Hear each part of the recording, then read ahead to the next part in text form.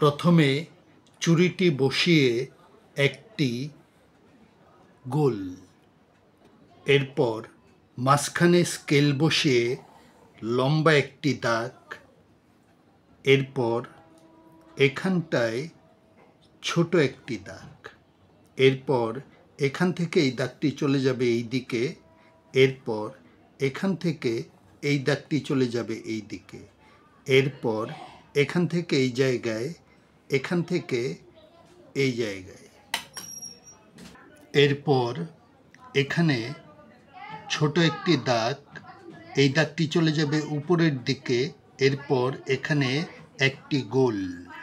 মাঝখানের দাগগুলো মুছে দিলাম।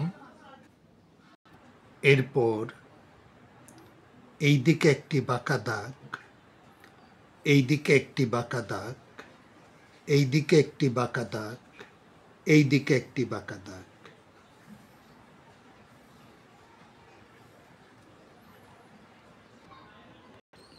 এরপর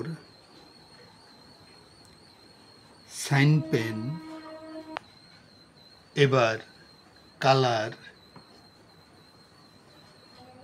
লালের পর নীল, আবার লাল, এই জায়গাটিতে হলুদ, এইখানে কালো।